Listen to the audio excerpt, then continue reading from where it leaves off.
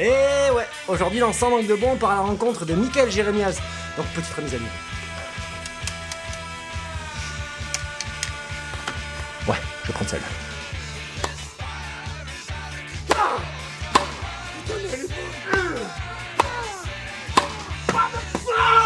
Je suis fucking a fucking parade. On est marre de ce sport. Mais elle est bonne celle-là. Hé, tu l'as pas vu ou quoi? Elle est bonne celle-là, elle est bonne de ça au moins. Son c'est trop nul ce sport. J'en ai marre, je me casse. Je vais voir Michael Jérémiaz.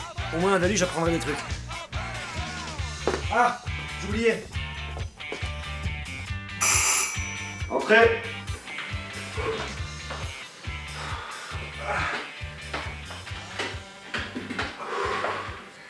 Salut Michael, je suis en train de dire, j'espère que je vais très longtemps. Ça va? Si, ça va bien. Ouais. On va commencer d'entrer par une petite présentation. Pour ceux qui ne te connaîtraient pas, est-ce que tu pourrais nous dire brièvement qui tu es, s'il te plaît? Eh ben ouais, je peux. Je m'appelle Michael Jérémiaz, j'ai 27 ans, je suis joueur de tennis handisport professionnel. Voilà, c'est mon métier depuis 4 ans. J'ai commencé à l'âge de 19 ans, un an après un accident de ski que j'ai eu à l'âge de 18. Donc voilà, donc ça fait 7 ans que je pratique à plein temps. Et je joue au tennis depuis l'âge de 5 ans, donc entre 5 et 18 ans, d'où cette passion que j'ai continué à vivre après cet accident. Donc voilà. Justement, tu es un joueur émérite, tu reviens des Jeux de Pékin. Est-ce que tu peux nous raconter un petit peu ton expérience à Pékin cette année? Eh ben, je reviens des Jeux avec une médaille d'or. J'étais allé à Athènes et j'étais revenu avec une médaille de bronze en simple et argent en double. On revient avec une médaille d'or en double avec mon partenaire Stéphane Houdet. Ça reste un des plus grands souvenirs de ma vie, pas uniquement sportive, mais de ma vie, parce que c'était super intense. Et puis un stade plein à la semaine d'ouverture, semaine de clôture, 91 000 personnes. Stade plein pendant la finale de double, 15 000 personnes. J'ai jamais joué devant autant de monde, des grands écrans partout dans la ville, des affiches, des posters, des pubs, vraiment pas aux couleurs olympiques, aux couleurs paralympiques. Ouais. Vraiment pour nous, les chaînes de télé en continu pour retransmettre en direct, c'était vraiment pour moi les plus grands jeux que j'ai jamais connus et sûrement les plus grands jeux de l'histoire. Cet engouement, c'est peut-être aussi le symbole du fait qu'il n'y ait pas une différence marquée entre Jeux Olympiques et Jeux Paralympiques. Quoi. Pour moi, c'est du 100% de réussite sur place. Alors après, voilà, moi je suis engagé auprès de l'Amnesty International depuis pas mal de temps maintenant. Ouais. Et comme pas mal de gens, pas uniquement des athlètes, ça me posait un vrai cas de conscience d'aller aux Jeux Olympiques dans ces conditions-là. Amnesty défend les droits de l'homme et ça posait clairement problème. Donc voilà, c'est ce que je disais à l'époque, que je dis toujours, c'est que ça ne m'enchantait pas d'y aller. D'aller à Pékin, ça m'enchantait d'aller pratiquer d'aller faire les Jeux Olympiques parce que c'est la plus grande épreuve qu'on ait. Sportivement parlant, ils ont fait ce qu'il y avait à faire et ils l'ont fait très bien.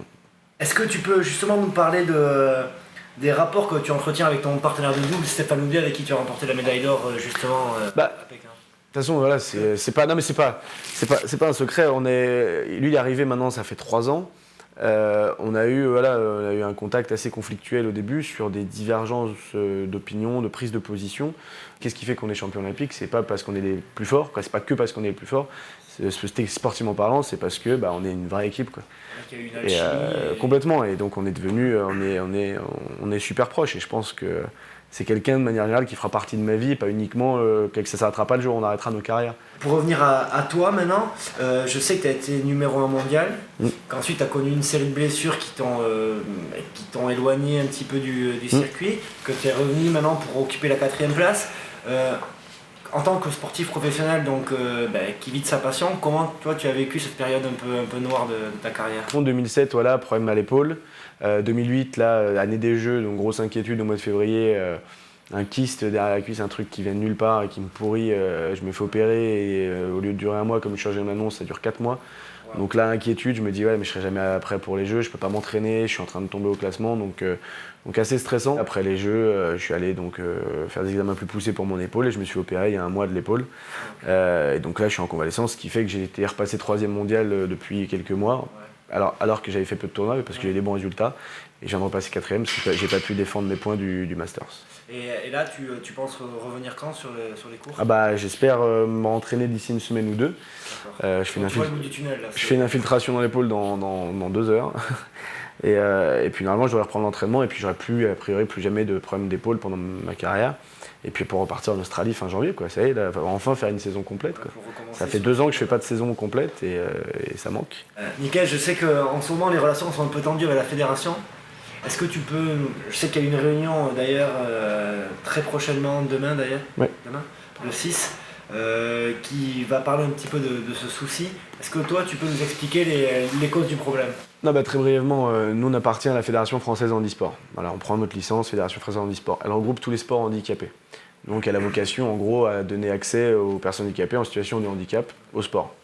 Ce qui est génial. Super. Sauf que depuis que moi je suis dedans et depuis une dizaine d'années, ça se professionnalise. On est affilié, nous, à la Fédération internationale de tennis aussi, qui nous a inclus au même titre qu'un Federer, qu'une Mauresmo. On est au sein de la Fédération internationale de tennis. Ce qui fait que chaque année, pendant Roland Garros, ils nous remettent à nous aussi le titre de numéro 1 mondial homme-femme, comme ils le font pour les valides. Et on est intégré au tournoi du Grand Chelem. Roland Garros depuis 2 ans. Avec Florence, on a fait le forcing et on a permis que le tournoi se fasse. Et c'est vraiment grâce à nous, après avoir fait des exhibitions et puis être monté au front pour défendre ça. L'Open d'Australie depuis longtemps, Wimbledon depuis quelques années maintenant et l'US Open of Fukushima depuis quelques temps. Les price money ont augmenté. L'année prochaine, l'US Open, c'est un 100 000 $, réservé aux 8 meilleurs mondiaux, hommes et femmes. Le vainqueur va gagner peut-être 10 000 $. On n'a jamais vu ça dans des trucs en e-sport. Sauf que, attention, c'est sur un tournoi. Ouais. Sur une saison, même si tu es numéro mondial, tu peux peut-être rapporter 40-50 000 €, ce qui en soit est beaucoup. Sauf que, en fait, cet argent-là te permet de payer tous tes frais. Donc, et après, si tu es à 0, c'est très bien, mais bon. Donc, il y a quand même besoin des sponsors. Mais en gros, on est en train de passer, voilà, il y a un virage qui est en train de se faire. On est en train de devenir professionnel. Pas tout le tennis handisport. Ouais. En France, en tout cas, on est de quelques athlètes à avoir ces prétentions-là, avoir des résultats qui nous permettent comme dans le sport valide où tout le monde ne peut pas être professionnel. Exactement, on a la même problématique que 90% des sports en général où les gens sont amateurs. Donc voilà, donc en gros demain c'est aussi pour parler de l'avenir du sport. Donc on a avec Florence, on a envoyé une lettre ouverte aux dirigeants de la commission tennis et de la fédération handisport, leur disant, et en copie évidemment à tous les joueurs du circuit, pour leur dire que c'était plus possible parce qu'aujourd'hui il n'y a pas de détection chez les juniors, il n'y a pas de relève du tout chez les femmes, chez les hommes le fait qu'il y ait des bons joueurs c'est pas du tout de leur grâce à eux quoi. Ouais. Tout simplement parce qu'il y a eu des anciens joueurs de tennis qui ont eu des accidents ou alors qui sont issus de structures complètement privées parce qu'ils ont réussi à se démerder. En gros la fédération des sports jusqu'à présent, moi je le dis et voilà, ça fait 7 ans que je joue, ils n'ont jamais rien fait pour moi. Donc tu penses qu'ils mettent pas les moyens de leurs ambitions en fait, c'est ça? Que concrètement, ils aimeraient avoir les meilleurs joueurs, mais ils leur donnent pas. Ils aimeraient avoir les meilleurs joueurs, mais ils n'ont pas vraiment d'ambition particulière. D'accord. Si on est bien, on est bon, tant mieux. Si on n'est pas bon, tant pis. Mais en tout cas, ils nous aident en rien. Moi, ça fait 7 ans que je joue. Tout ce que j'ai eu jusqu'à présent, je leur dois en rien, mais zéro. J'ai pas eu un seul euro de ma vie de la part de ma fédération. La réunion de demain, elle est pas faite pour uniquement les 5-6 joueurs d'équipe de France. Ouais. Au contraire. Voilà, moi j'ai pas besoin de la réunion de demain pour continuer ma carrière jusqu'à là. Mais je finirai ma carrière de toute façon. Voilà, j'irai jusqu'au bout de ma carrière, indépendamment d'eux. Mais moi, ça me ferait quand même chier le jour où je termine ma carrière de me dire qu'il n'y a pas d'avenir pour ce sport. Parce qu'en plus, on est très peu investi. Donc si moi j'arrête de m'investir comme Florence le fait aussi avec moi, bah voilà, il y aura pas grand chose quoi. Donc l'idée de demain, c'est ça, c'est de changer tout ça. D'éclaircir un petit peu l'avenir. Ouais. Mickaël, merci de nous avoir parlé un petit peu de toi, de nous avoir permis de te connaître un petit peu mieux. On va passer à notre rubrique suivante qui s'appelle Pour ou Contre. Ouais. Donc le principe est simple, je te pose des questions, tu me réponds par pour ou contre. Ok. Allez, c'est parti. Pour ou contre l'attitude actuelle de la fédération? Contre. Pour ou contre l'élection de Barack Obama?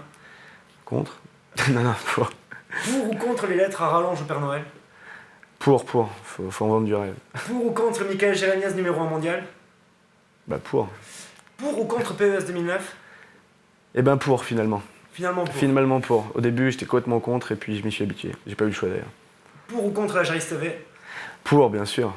Ok, ben merci Mickaël.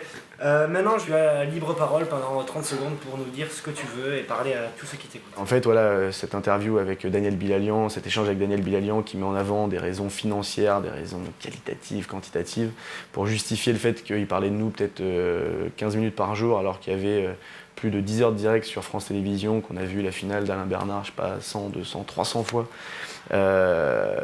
A fait que ça m'a renvoyé une fois de plus au fait qu'on a vachement de retard en France quand on voit que, bon, même si c'était le pays organisateur, qu'en Chine, il y avait du direct toute la journée sur toutes les télés, sur des grands écrans dans la ville, dans le pays, que l'Allemagne, l'Espagne, la Suède, l'Angleterre ont fait du direct et ont fait beaucoup mieux que nous.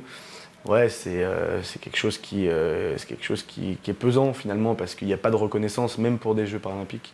Et voilà, donc il y a très très peu de médias qui nous mettent en avant et heureusement qu'il y a Jarris TV, tu vois. Bon, mais merci beaucoup Mickaël de nous avoir parlé sans langue de bois et je te souhaite tout le meilleur pour la suite et que tu fasses une saison pleine et que tu déchires tout ça. Merci, tu peux être rhabillé maintenant, convenablement.